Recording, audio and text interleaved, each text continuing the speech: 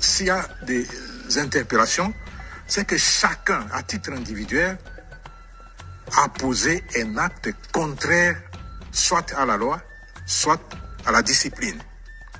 Et en posant un acte contraire à la loi ou au règlement, le militaire les fait non seulement en âme et conscience, mais aussi, comme je l'ai souligné, à titre individuel.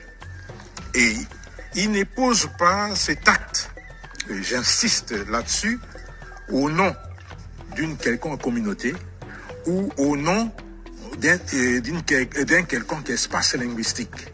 Il pose cet acte en tant qu'individu et en tant que militaire, et surtout s'il est officier. Je l'ai dit l'autre jour, il y a des caractéristiques qui entourent la fonction de l'officier. Il y a des valeurs qui entourent la fonction de l'officier. Et si vous ne respectez pas ces valeurs, vous ne respectez pas les qualités d'un officier, eh bien, la justice va s'occuper de vous. Une certaine opinion a toujours décrié ce que l'on qualifie aujourd'hui de détournement, de trahison. Mais aujourd'hui, quand on interpelle, apparemment, on semble oublier ce qui... Voilà. C'est exactement vouloir une chose et son contraire. On décrit, on dénonce la trahison, on dénonce l'infiltration, on dénonce le détournement au sein de l'armée. Mais lorsqu'on met la main sur les responsables, et vous voyez, même les politiciens commencent à crier, alors qu'ils sont les premiers à dénoncer.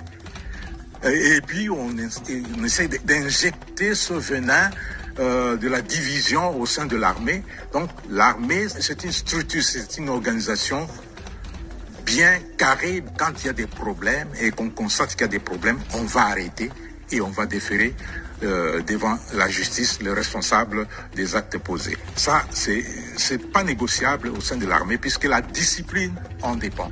Et la discipline, dit-on, c'est la mère des armées, c'est la reine des victoires.